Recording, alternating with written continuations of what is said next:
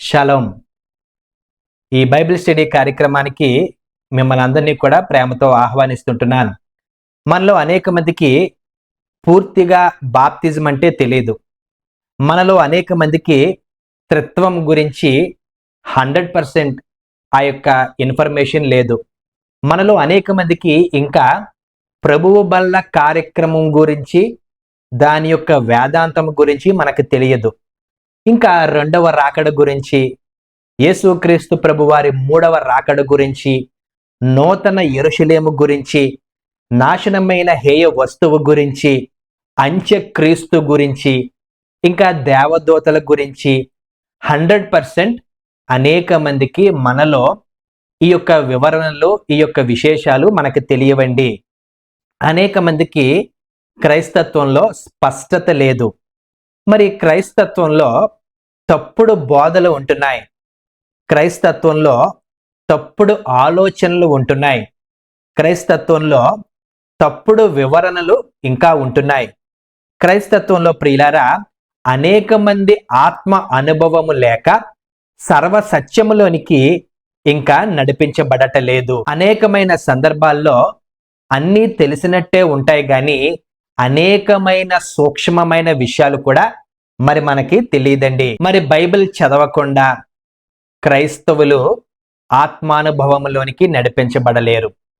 వాక్యము ఎరగకుండా నేను క్రైస్తవుడని, క్రైస్తవురాలని అని అనకూడదు. బైబిల్ పూర్తిగా తెలియకుండా నాకు పలానా సబ్జెక్ట్ మీద ఫుల్ ఇన్ఫర్మేషన్ ఉంది అని అనుకోకూడదు. ఫర్ ఎగ్జాంపుల్, దేవదూతలు. ఈ దేవదూతల గురించి ఎప్పుడు మనం ఆలోచన చేస్తామంటే, క్రిస్మస్ టైంలో ఆ నేటివిటీ సీన్లో ఆడపిల్లలకి కొంతమందికి తెల్లని గౌన్లు వేసి, వారికి రెక్కలు పెట్టి, పైన ఆ యొక్క రీత్, ఆ యొక్క కిరీటాలు పెట్టి, వీరు దేవదూతలు అని మాత్రమే మనము ఆలోచన చేస్తాము. ఆ క్రిస్మస్ అయిపోయిన తర్వాత మరలా ఆ దేవదూతల గురించి మనం ఎప్పుడూ కూడా పట్టించుకోము. మరి దేవదూతలు మగ ఆడ మనకు తెలీదు. మరి దేవదూతల యొక్క ఆహారము గురించి మన్నా అని తెలుసుకున్నాం కానీ ఆత్మ రూపంలో ఉండేటువంటి ఆ దేవదూతలు లేక ప్రభువు సన్నిధిలో ఉండేటువంటి వారు ఆహారాన్ని తింటారా? ఆ మన్నా తింటారా?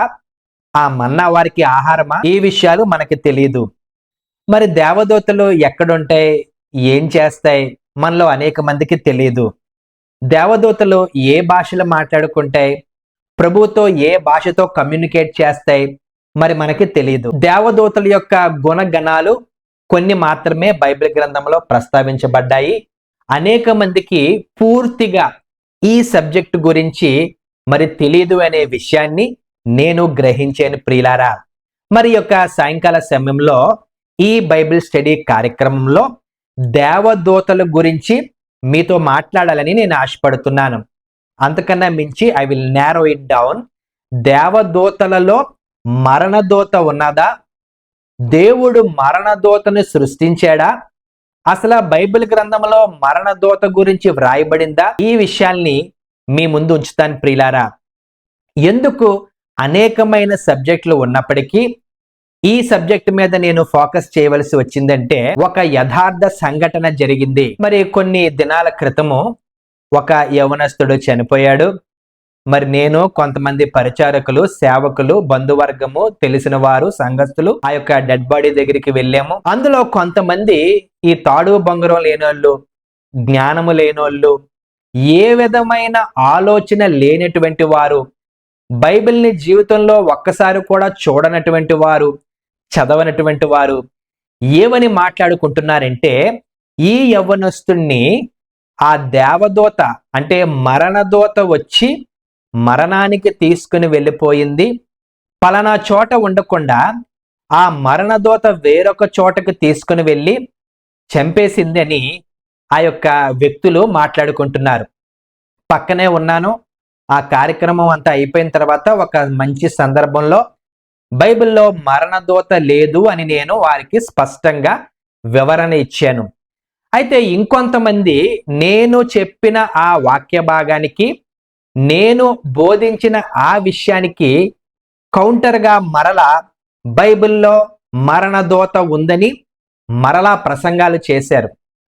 అయితే ఈ గొర్రెలు ఉంటాయి కదండి, ఎటు పెడితే అటు తిరిగిపోతా ఉంటుంటే వారందరూ కూడా నమ్మి ఆ నిజంగానే బైబిల్లో మరణదూత ఉన్నదని వారు గ్రహించి నన్ను మీరే తప్పుడు బోధలు చేస్తున్నారు, మీరే తప్పు అని అన్నారు.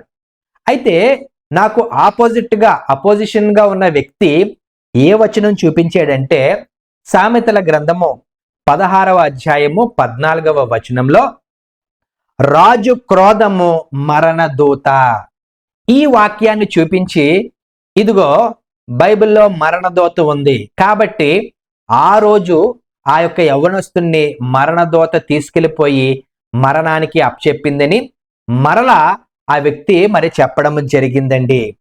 సో ప్రియులారా, బైబిల్ గ్రంథంలో అనేకమైన విషయాలు మనకి తెలిసినట్టే ఉంటాయి కానీ తెలియవు. ఇవన్నీ కూడా అజ్ఞానము, ఇవన్నీ కూడా ఇగ్నోరెన్స్. ఇటువంటి వ్యక్తుల వల్ల సంఘాలకి చాలా నష్టం కలుగుతుంది, క్రైస్తవులకి కూడా చాలా నష్టం కలిగించి అనేక మందిని యొక్క కన్ఫ్యూజన్ లోకి తీసుకొని వెళ్ళిపోతున్నారు. అయితే ఈ యొక్క సాయంకాల సమయంలో మరి ఈ యొక్క మరణదూత గురించి, బైబిల్ గురించి మీ ముందు ఉంచాలని నేను ఆశపడుతున్నానండి. ఈ రోజు మన సబ్జెక్టు దేవదూతలలో మరణదూత. సో బైబిల్ స్టడీ గనుక స్టెప్ బై స్టెప్ కొంచెం కొంచెం వెళ్దాము. ఆఖరిలో ప్రార్థనలో మనం ఏకీభవించుదామండి. బైబిల్ గ్రంథంలో దేవదూత అనేక సందర్భాల్లో మనము చదువుతాం. ఇంగ్లీష్లో ఏంజెల్ అని ఉన్నది, గ్రీక్లో ఏంజెలోస్ అనే పదము మనం చూడవచ్చు. దానికి ఎగ్జాక్ట్ మీనింగ్ ఏంటంటే మెసెంజర్, సందేశము తెచ్చిన వ్యక్తి, రాయబారి. యూస్లెస్ ఫెలోస్ దయచేసి గమనించాలి. ఇక్కడ ఏంజెలోస్ అంటేనే ఏమని అర్థం అంటే మెసెంజర్ అని అర్థము. ఆ అర్థానికి విరోధంగా మీరు వాదిస్తూ ఉంటుంటే, సంఘాన్ని పాడు చేస్తూ ఉంటుంటే మరి దేవుడు మరి మీకు జ్ఞానం ఇవ్వాలని నేను కోరుకుంటున్నాను. ఏంజెల్ అంటే దేవదూత, దేవదూత అంటే గ్రీక్ లో ఏంజెలోస్. దీనికి మీనింగ్ ఏంటంటే మరి ఆ యొక్క సందేశాన్ని, దేవుని సందేశాన్ని తెచ్చేటువంటి వ్యక్తి. రెండవదిగా ఏంజెల్స్ కి మరి ఏదైనా ఆ యొక్క సెక్స్, ఆ జెండర్ ఉన్నదా అంటే బైబిల్లో అనేక సందర్భాల్లో దేవదూతలని పురుషుడుగా, మేల్గా, ఆ యొక్క మేల్ జెండర్ తో మనకి చెప్పడం జరిగిందండి. అనేకమైన సందర్భాల్లో ఏంజిల్ అనగానే ఒక మగవాడిగా మనం చూడవచ్చు. మర్చిపోవద్దు, మనకి బైబిల్ గ్రంథము ఏ కాంటెక్స్ట్ లో మనకి ఇవ్వబడిందంటే, ఎలాగ ఉద్భవించిందంటే మేల్ డామినేటెడ్ సొసైటీలో నుండి మనకి ఉద్భవించింది. ఈరోజు మనం అదే చదువుతున్నాం. దయచేసి చూడాలని కోరుతున్నాను. దానియేలు 9:21లో, అలాగే యెహెజ్కేలు గ్రంథము 9:2వ వచనంలో పురుషుడుగా చిత్రీకరించబడింది, మనకి వ్రాయబడింది.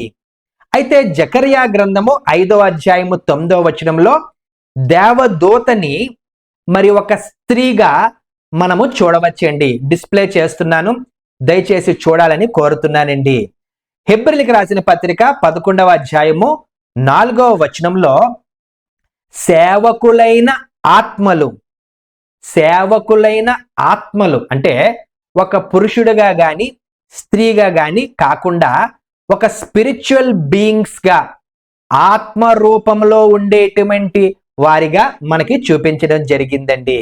ఇంకొంచెం మనం ముందుకు వెళ్దాం. మూడవదిగా ఈ దేవదూతలకి మరి పేర్లు ఏమైనా ఉన్నాయా అని మనం గమనించినట్లయితే వారి క్యారెక్టర్స్ చాలా ఉన్నాయండి.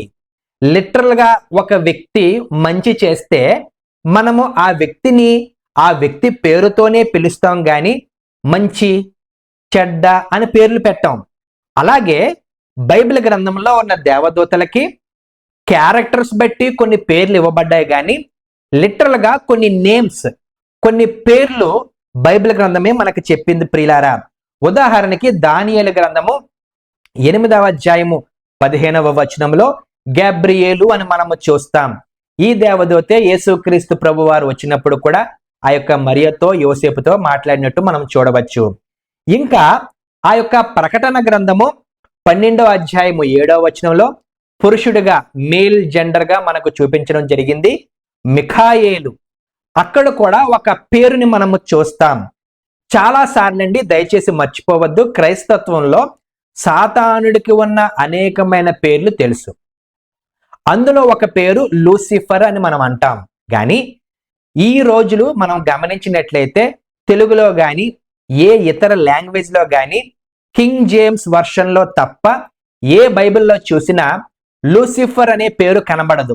కేవలము ఈ మార్నింగ్ స్టార్ అనే ఆ యొక్క పదానికి కింగ్ జేమ్స్ వర్షన్లో లూసిఫర్ అనే పేరు మాత్రమే ఇవ్వబడింది. ఆ తర్వాత ఏ ట్రాన్స్లేషన్ తీసుకున్నా ఏ బైబిల్లో కూడా లూసిఫర్ అని ఉండదండి. ఇంకొంచెం మనం ముందుకు వెళ్తే ప్రకటన గ్రంథము 9వ అధ్యాయము 11వ వచనంలో అపోల్లోన్ అనే పదాన్ని కూడా మనము చూస్తాము. అది కూడా ఒక దేవదూత పేరు. ఇవి వీరికి ఇవ్వబడిన పేర్లు. ఇంకొంచెం మనం ముందుకు వెళ్దాం. క్లాసిఫికేషన్, వర్గీకరణ. దేవదూతల్లో ఎలాగ వర్గీకరణ చేశారంటే, ముందుగా ఆర్చేంజెల్, ప్రధాన దూత మిఖాయేలు, తర్వాత సేరాపులు, మూడవదిగా కెరూబులు. ఈ 3 వర్గాలుగా ఓవరాల్ గా బ్రాడర్ పర్స్పెక్టివ్ లో మనము చూడవచ్చు. ముందుగా మనము గమనించినట్లయితే ఈ దేవదూతలలో ఈ ఓవరాల్ క్లాసిఫికేషన్ లో ముందుగా వచ్చేది ఈ యొక్క ఆర్చేంజెల్స్, ప్రధాన దూతలు. ఇంగ్లీష్ లో చీఫ్ ఏంజిల్ అని ఉన్నది, ఆర్చేంజెలోస్ అని గ్రీక్ లో ఉన్నది. ఇంగ్లీష్ లో అర్థం ఏంటంటే చీఫ్, రూలర్, పాలకుడు, పరిపాలించేవాడు, ప్రిన్స్, అధిపతి.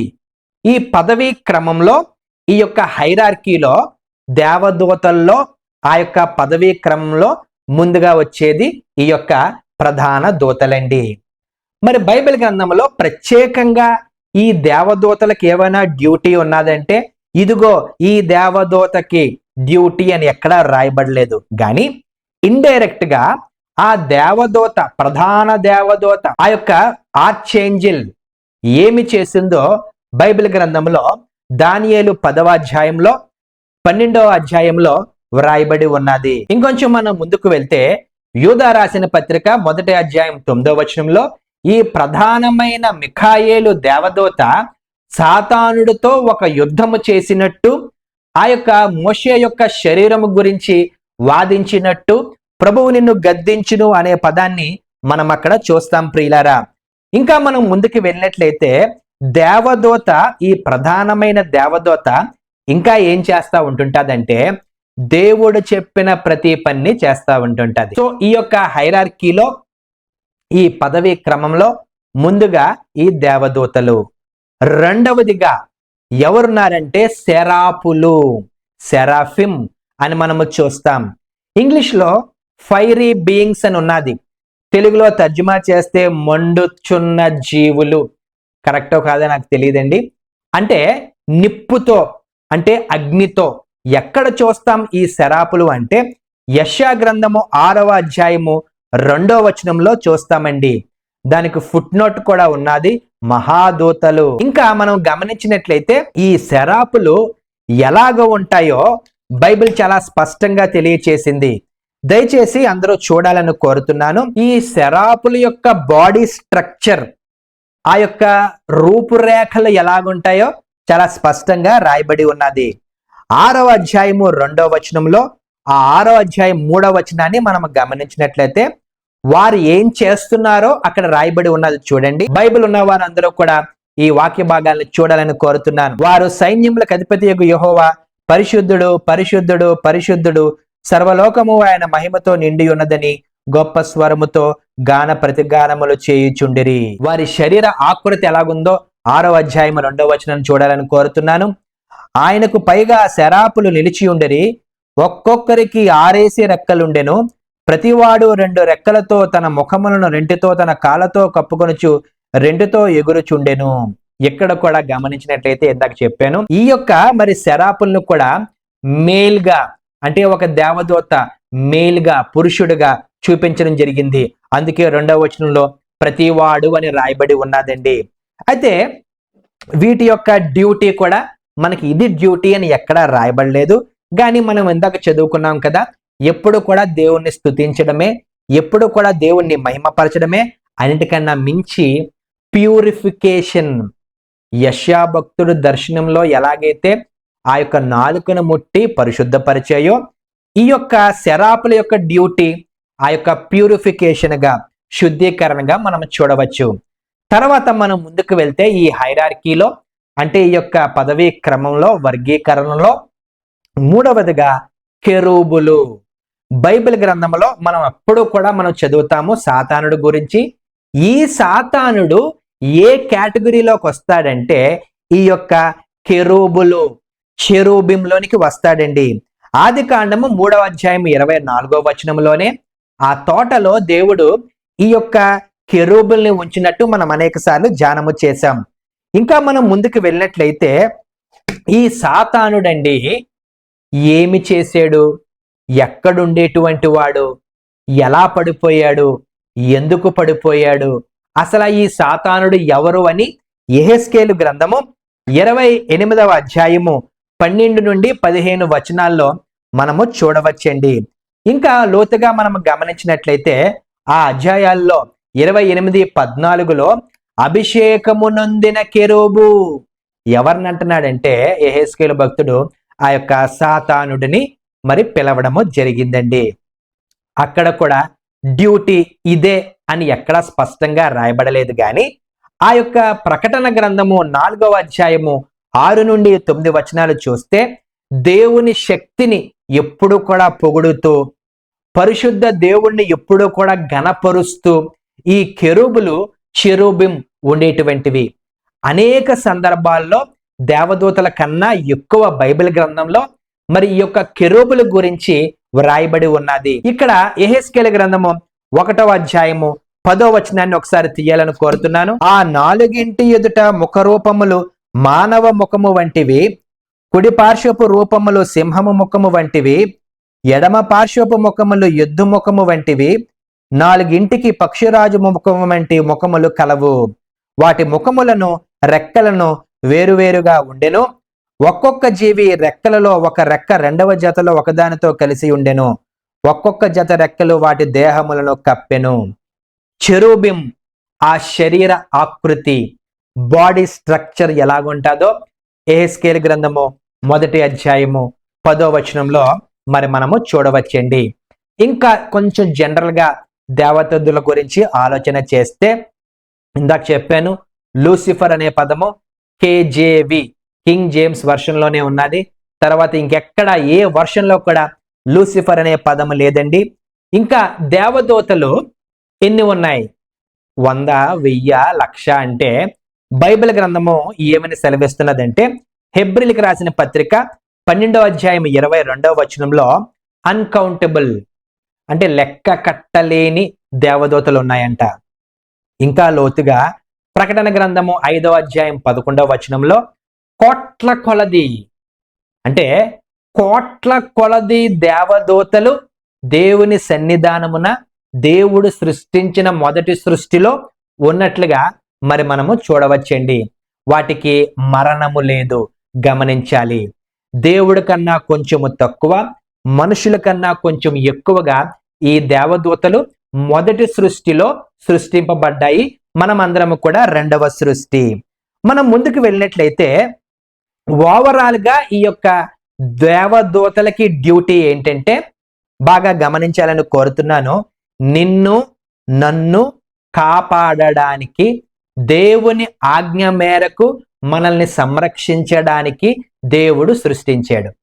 మీరు అనుకోవచ్చు 700 కోట్లు దాటిపోయింది కదండి మన పాపులేషన్. ఎస్, రేపొద్దున్న 100,000 కోట్ల ఆ యొక్క పాపులేషన్ పెరిగిపోయినప్పటికీ దేవుడు ఏం చేస్తాడంటే ఒక్కొక్కరికి, అమ్మ నీకు, సార్ మీకు, తమ్ముడు నీకు, అన్న నీకు, అక్క నీకు, చెల్లి నీకు, మనకందరికి ఒక్కొక్క వ్యక్తికి దేవుడు ఒక్కొక్క దూతని అసైన్ చేశాడు.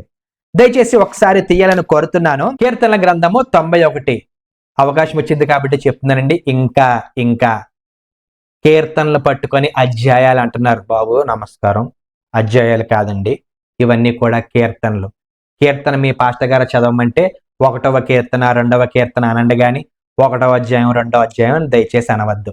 కీర్తన గ్రంథము 91వ కీర్తనలో 12వ వచనం చూడాలని కోరుతున్నాను. నీ పాదములకు రాయి తగలకుండా వారు నిన్ను తమ చేతుల మీద ఎత్తి పట్టుకుందురు. వారు ఎవరండి? దేవదూతలు. మనకందరికీ దేవుడు ఎందుకు దేవదూతలను సృష్టించాడంటే ఒక్కొక్క వ్యక్తికి రక్షణ కలుగ చేయడానికి, ఒక్కొక్క వ్యక్తిని దేవుని ఆజ్ఞ మేరకు సంరక్షించడానికి. మరి బైబిల్ ఏం చెప్తుంది? ఏవైనా చెప్తే మరి దాన్ని జస్టిఫై చేయడానికి ఒక వాక్య భాగం ఉండాలి కదండి. స్వయంగా యేసు క్రీస్తు ప్రభు వారి మాటల్లో మీకు చూపిస్తున్నాను, దయచేసి మరి తీయాలని కోరుతున్నాను. మత్తయి సువార్త 18వ అధ్యాయము ఆ యొక్క 10వ వచనాన్ని నేను చదువుతున్నాను చూడండి. ఈ చిన్న వారిలో ఒకనినైనను తృణీకరింపకుండా చూచుకొనిడి, వీరి దూతలు పరలోకమందున్న నా తండ్రి ముఖమును ఎల్లప్పుడూ పరలోకమందు చూచుచుందురని మీతో చెప్పుచున్నాను. ఇంకా మనకి థియరీలు ఎందుకు, ఇంకా మనకి ఆర్గ్యుమెంట్లు ఎందుకు, ఇంకా మనకి వేరే ప్రసంగాలు ఎందుకు? డైరెక్ట్ గా యేసుక్రీస్తు ప్రభు చెప్తున్నారు, దేవదూతలు మనందరి పక్షాన ఉంటారు. ఇంకా మనం ముందుకు వెళ్తే దేవదూతలు ఎప్పుడు కూడా మనుషులకి సహాయం చేయడానికి వస్తారు. ఏ వచనం తీసుకోండి, దేవదూతలు ఎప్పుడూ ఒంటరిగా రాలేదు, ఒంటరిగా కనబడలేదు. కానీ ఏ సందర్భం బైబిల్లో తీసుకున్నా దేవదూతలు ఒకవైపు ఉంటే, లేదా దేవుడే ఒకవైపు ఉంటే, ఒకవైపు మనుషులు ఉన్నారు. స్వయంగా యేసుక్రీస్తు ప్రభువారు కూడా మరి ఆ యొక్క వేదనలో ఉంటే, స్వయంగా యేసుక్రీస్తు ప్రభువారు ఆ గెత్సెమనే తోటలో మరి విరిగి నలిగిపోయి ఉంటే దేవదూత వచ్చి బలపరిచింది. లూకా సువార్త 22వ అధ్యాయము 43వ వచనాన్ని ఒకసారి చూడాలని కోరుతున్నాను. అప్పుడు పరలోకము నుండి ఒక దూత ఆయనకు కనబడి ఆయనను బలపరిచెను. ఏలియాని బలపరిచింది, యోసేపుని బలపరిచింది. ఇంకేంటి మనకి కావాలి?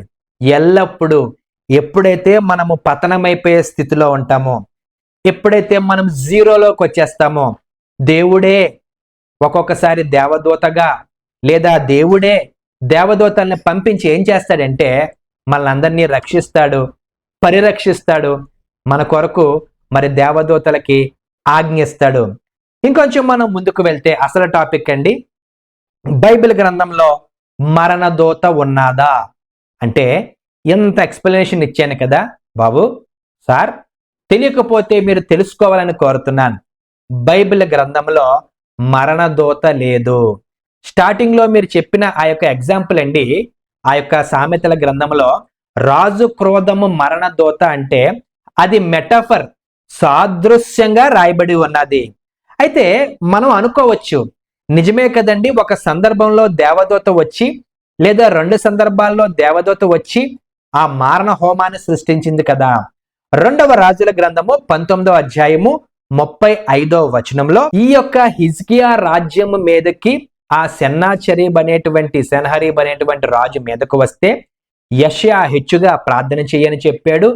హిజ్కియా ప్రార్థన చేయగా ఒక దేవదూత వచ్చి ఆ యొక్క అష్షూరీయుల దండులో 185,000 మంది ఆ యొక్క సైనికుల్ని చంపివేసింది. అంటే మరణదూత ఉన్నదా? కాదండి. అర్థం చేసుకోవాలని కోరుతున్నాను. మీరందరూ కూడా సర్వసత్యంలోనికి నడిపించబడాలని కోరుతున్నాను. ఏంటంటే దేవుడు ఒక దేవదూతని ఏం చేశాడంటే ఆ శత్రువుల్ని జయించడానికి, తన యొక్క ప్రజల్ని కాపాడడానికి ఆ దూతని వాడుకున్నాడంతే.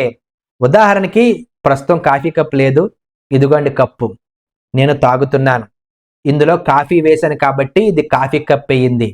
సాయంత్రం దాన్నే శుభ్రంగా కడిగేసి అందులో టీ వేశాను, ఇప్పుడు టీ తాగాను అంటే అది టీ కప్ అయిపోయిందా? కాదు, అది కప్పు మాత్రమే. అది వాడే విధానం బట్టి దాని పేరు మారతా తప్పించి బైబిల్ గ్రంథంలో దేవుడు మరణ దూతని సృష్టించలేదు. మరణము జీవము ఆయన చేతిలో ఉన్నది, కానీ ఒక దూత మరణాన్ని తీసుకుని రాదు. దయచేసి దీన్ని గమనించాలని హృదయపూర్వకంగా కోరుతున్నాను. ఒకవేళ ఎవరైనా క్రైస్తత్వంలో మరణదూత ఉందంటే మీరందరూ హైందవ సిద్ధాంతాన్ని నమ్ముతున్నవారు. ఎందుకంటే వారు మన సహోదరులు యమరాజు వచ్చాడు అని అంటారు. యమరాజు వచ్చే ప్రాణాలను తోడుకొని వెళ్ళిపోయాడు అంటారు. మనకి యమరాజు లేడండి, మరణదూత లేదు, గాని దేవాది దేవుడు ఆయన సంకల్పం చెప్పున ఆయన సమయంలో ప్రభువారు ప్రజల్ని పిలుచుకుంటాడు. అంత మాత్రాన మరణదూత ఉందని కాదు. ఇంకొంచెం మనం ముందుకు వెళ్ళినట్లయితే ఆ యొక్క ఐగుప్తు దేశంలో ఆఖరి తెగులు, ఆ యొక్క తొలిచూలు అందరూ కూడా చనిపోయారు. అప్పుడు సంహారపు దూత వచ్చిందని మనం చదువుకున్నాం. అంటే నిజంగానే సంహారపు దూత ఉందా? నో. బైబిల్ ఏం చెప్తుందో ఒకసారి చూద్దాం. నిర్గమాకాండము 12వ అధ్యాయం 23వ వచనంలో సంహారకుని చొరనీయడు. దేవాది దేవుడు ఏమంటున్నాడంటే ఆ దేవదూతని లేదా ఆ సంహారకుడిని లోపలికి రానివ్వడు. ఎందుకు రానివ్వడు? మన యొక్క డోర్స్ మీద ఆ ప్రభు రక్తాన్ని చల్లుకున్నాం గనక. క్రీస్తు రక్తము ఆ మరణానికి అడ్డుగా నిలుచుంది గనక మరి అక్కడ అలాగే చెప్పడం జరిగింది. ఇంకా క్లారిటీ ఇస్తాను చూడండి. 12వ అధ్యాయము 29వ వచనంలో యెహోవా హతము చేసెను. ఇప్పుడు చెప్పండి, ఈ యొక్క హిజ్కియా విషయంలో గాని లేదా ఈ యొక్క ఐగుప్తులో ఆఖరి తెగుల్లో గాని మరణదూత ఉన్నదా? లేదా దేవదూతల్ని ఒక దూతని దేవుడు మరణానికి వాడుకున్నాడా? అన్నిటికన్నా మించి ప్రియులారా, దేవుడు almighty God, our God is a sovereign God, సర్వభౌమాధికారము కలిగిన వాడు అని ఫస్ట్ నువ్వు గుర్తించాలి, నేను గుర్తించాల. కీర్తన గ్రంథము 31వ కీర్తన 15వ వచనంలో నా కాలగతులు నీ వశములో ఉన్నవి. నాయనా, నీ వశం అంటే దేవుని వశము గాని దేవదూత మరణదూత చేతిలో కాదనే విషయాన్ని నేను జ్ఞాపకం చేస్తున్నానండి. బైబిల్లో దేవుడు తన సృష్టిలో దేవదూతల్ని ఎల్లప్పుడూ స్తుతించడానికి దేవుడు సృష్టించుకున్నాడు. మనం ముందుకు వెళ్ళినట్లయితే ప్రియులారా, ఇటువంటివి కన్ఫ్యూజ్ చేస్తే గనక తెలియకపోతే అన్నీ మోసుకొని ఉండాలని కోరుతున్నాను. కానీ మరి తెలియకుండా ఏంటేంటో మరి మాట్లాడి ఆ యొక్క గాయపడిన కుటుంబాలను ఇంకా బాధపడుస్తారేంట్రా బాబు మీరు? కొంచెమైనా మీకు జ్ఞానం ఉండక్కర్లేదా? దేవాది దేవుడు దేవదూతలను మొట్టమొదటిగా సృష్టించింది మెసేజ్లు, ఆయన మెసేజ్లు కన్వే చేయడానికి.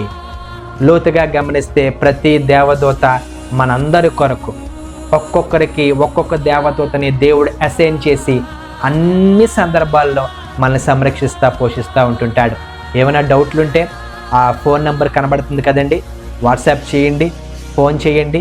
ఏమైనా నాకు తెలిసిన విషయాలు, నా జ్ఞానంలో ఉన్న విషయాలు మీతో పంచుకోవడానికి నేను సిద్ధంగా ఉన్నాను. ప్రార్థన చేసి ఈ యొక్క బైబిల్ స్టడీ కార్యక్రమాన్ని ముగించుకుందాం.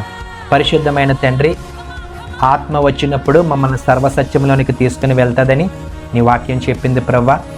ఆత్మ అనుభవం లేక నేను మరి బైబిల్ గ్రంథంలో ఉన్న అనేకమైన విషయాలు తెలియక, బైబిల్ చదవక తప్పుడు బోధలు ఉంటున్నాయి. అజ్ఞానంతో ప్రజలు ఉంటున్నారు ప్రవ్వా. ఏదో చిన్న ప్రయత్నం చేశాను, నేను మరి బిడ్డలందరినీ జ్ఞానముతో, నీ జ్ఞానముతో, పైనుంచి వచ్చే జ్ఞానముతో నింపమని ఈ బైబిల్ స్టడీ కార్యక్రమం ద్వారా అనేక మంది దీవించబడ్డానికి, నీ జ్ఞానముతో నింపబడ్డానికి కృప అనుగ్రహించమని యేసు నామంలో ప్రార్థన మీకు చేర్చున్నాం మా ప్రియ పరలోకపు తండ్రి, ఆమేన్. తండ్రి ప్రేమ, కుమారుని కృప, పరిశుద్ధాత్మని యొక్క దీవెన, కాపుదల, సహవాసము ఇప్పుడు ఎల్లప్పుడూ మనకు, మన కుటుంబాలకు, సర్వలోక పరిశుద్ధులకు, సార్వత్రిక సంఘానికి, ట్రినిటీ సంఘానికి, బైబిల్ స్టడీ వ్యూవర్స్కి, సబ్స్క్రైబర్స్కి ఇప్పుడు ఎల్లప్పుడూ సదాకాలము తోడుగా ఉండనుగా. ఆమేన్. షాలోమ్.